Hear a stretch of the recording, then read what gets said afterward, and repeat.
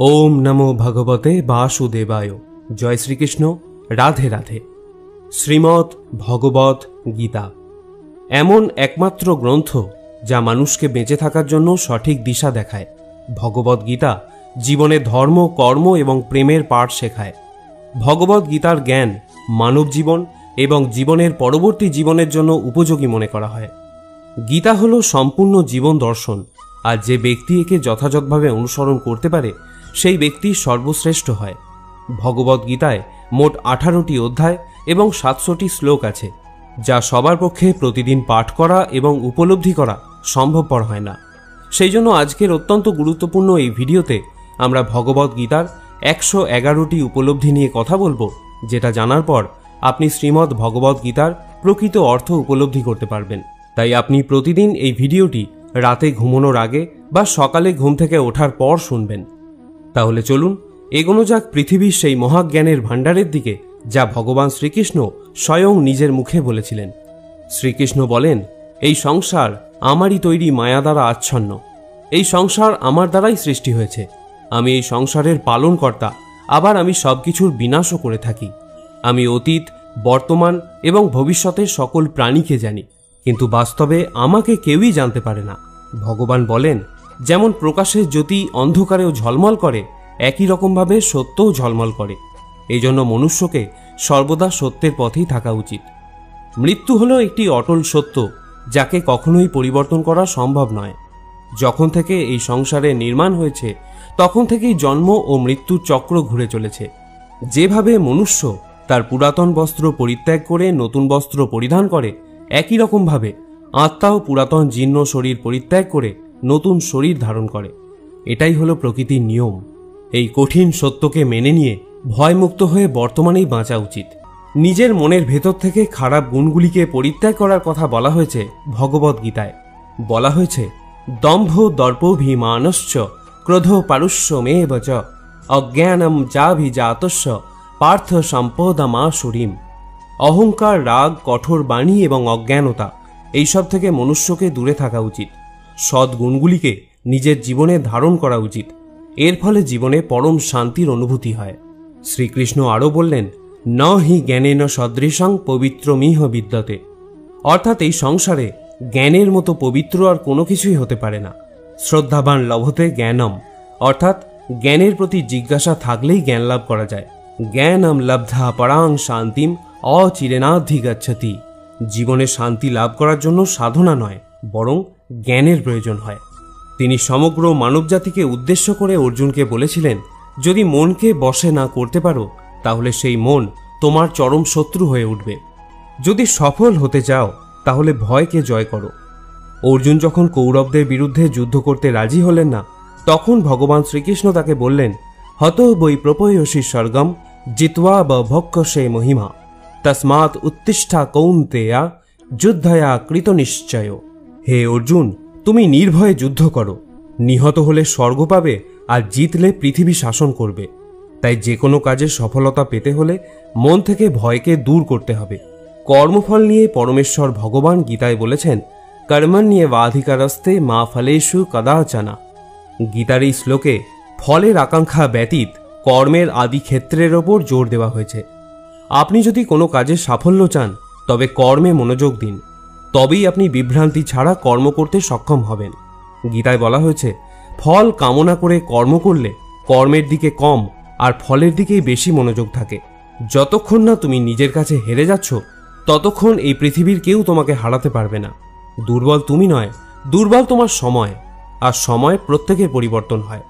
যারা প্রকৃত জ্ঞানী ব্যক্তি তারা না তো মৃত ব্যক্তির জন্য শোক করেন, না তো তাদের জন্য শোক করেন যারা জীবিত আছেন, কারণ তিনি জানেন যে মারা গেছে সে আবার জন্ম নেবে, আর যে জীবিত আছে সেও একদিন নিশ্চয়ই মারা যাবে। ভগবান শ্রীকৃষ্ণ বলেন, মনের শান্তির থেকে বড় সম্পদ এই পৃথিবীতে আর কোনো কিছুই নেই। যে ব্যক্তি নিজের মনকে শান্ত রাখতে শিখে গেছে তার থেকে বড় ধনী এই সংসারে আর কোথাও নেই। সময় কখনো মানুষের তৈরি পথে চলে না, মানুষকেই সময়ের তৈরি পথে চলতে হয়। একেই তো নিয়তি বলে। জীবন তখন কঠিন মনে হয় যখন আমরা নিজেকে পরিবর্তন করার পরিবর্তে পরিস্থিতিকে পরিবর্তন করার চেষ্টা করি। কর্মই হলো সবথেকে বড় ধর্ম। ভগবান শ্রীকৃষ্ণ গীতায় অর্জুনকে উপদেশ দিতে গিয়ে বলেছেন, মনুষ্য কর্ম করার জন্যই পৃথিবীতে জন্ম নেয়, আর কর্ম না করে কেউ ক্ষণকালও থাকতে পারে না। পরিণামের কথা চিন্তা না করে মানুষকে নিজের কর্তব্য পালন করে যাওয়া উচিত। ক্রোধ মানুষকে নরকে টেনে নিয়ে যায়। ক্রোধ করার জন্য মানুষের মন অশান্ত হয়ে পড়ে, আবেগের বশবর্তী হয়ে তখন সে নিজেরই ক্ষতি করে। ভগবান শ্রীকৃষ্ণ বলেন, মনুষ্যকে ক্রোধ এড়িয়ে চলতে হবে। যতই রাগ হোক না কেন, নিজেকে নিয়ন্ত্রণ করার প্রচেষ্টা করতে হবে। এই সংসারে আজ যা তোমার আছে, গতকাল তা অন্য কারো ছিল, আগামীকাল তা অন্য কারো হয়ে যাবে। তুমি এই পৃথিবীতে খালি হাতেই এসেছো, আর তোমাকে খালি হাতেই এখান থেকে ফিরে যেতে হবে। মনের ওপর নিয়ন্ত্রণ রাখা অত্যন্ত জরুরি। মানুষের মন বায়ুর মতো চঞ্চল হয়ে থাকে। এই মনের জন্যই মানুষ কাম বাসনার প্রতি আকৃষ্ট হয়ে নিজের লক্ষ্য থেকে ভ্রষ্ট হয়ে যায়। যদি জীবনের সফলতা পেতে হয়, তাহলে মনের ওপর নিয়ন্ত্রণ পাওয়া খুবই জরুরি। মনকে নিজের বশে করতে পারলে মস্তিষ্কে শক্তি কেন্দ্রীভূত হয় এবং তার জন্য কাজে সফলতা পাওয়ার সম্ভাবনা বৃদ্ধি পায়। গীতা আমাদের শেখায়, যে ব্যক্তি নিজের মনের ওপর নিয়ন্ত্রণ লাভ করেছে, তার মনে অপ্রয়োজনীয় চিন্তাভাবনা এবং কামনা বাসনা প্রবেশ করতে পারে না। সে অকারণ ইচ্ছা থেকেও নিজেকে দূরে রাখতে পারে, আর তার সাথে ব্যক্তি নিজের লক্ষ্যকেও খুব সহজেই জয় করে নিতে পারে। সদা সন্দেহকারী ব্যক্তি না তো এই জীবনে শান্তি পায়, না তো অন্য জীবনে। আর সেজন্যই তুমি সন্দেহের প্রবণতা থেকে দূরে থাকো। অধিক সন্দেহ করলে মনের সমস্ত শান্তি নষ্ট হয়ে যায়, আর ব্যক্তি ভ্রমের বশবর্তী হয়ে আপনজনদের সঙ্গে সব সম্পর্ক নষ্ট করে ফেলে। শরীরের সৌন্দর্য মনকে আকর্ষিত করে, কিন্তু স্বভাবের সৌন্দর্য হৃদয়কে আকর্ষণ করে। সেই জন্যই মনুষ্যের স্বভাব সর্বদা নির্মল হওয়া উচিত। কে কি করছে, কেন করছে এবং কিভাবে করছে, এসব থেকে যত দূরে থাকবে, ততই তুমি সুখে থাকবে। জীবনে আমরা কতটা ঠিক এবং কতটা ভুল, এটা মাত্র দুজনই জানে। একজন হলেন পরমাত্মা এবং দ্বিতীয়জন হল আমাদের অন্তরাত্মা।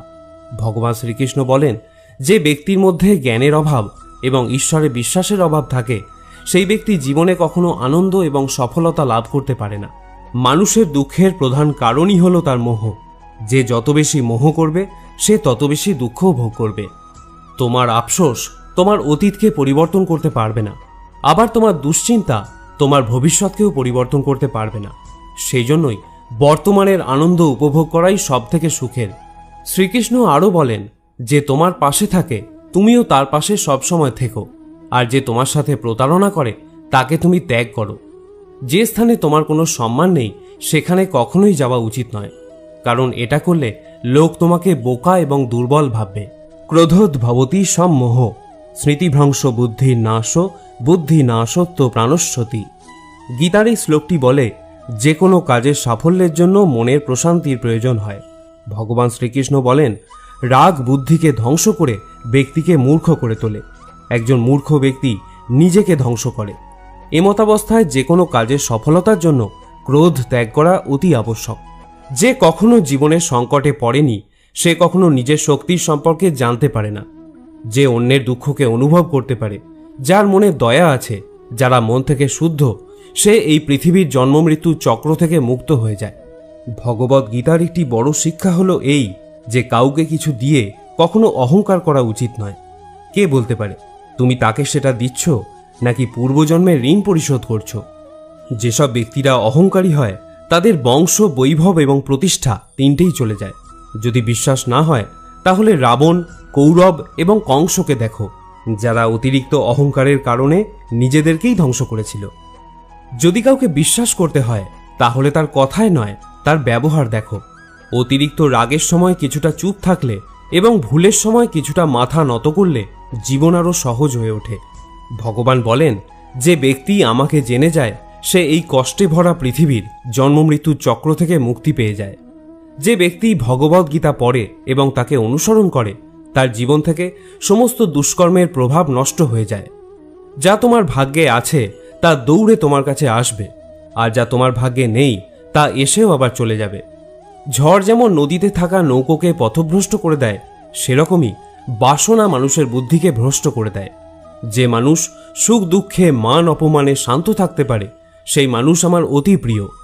বুদ্ধিমান ব্যক্তি যখন সম্বন্ধ রাখা বন্ধ করে দেয়, তখন বুঝে নেওয়া উচিত যে তার আত্মসম্মানে কোথাও না কোথাও আঘাত লেগেছে।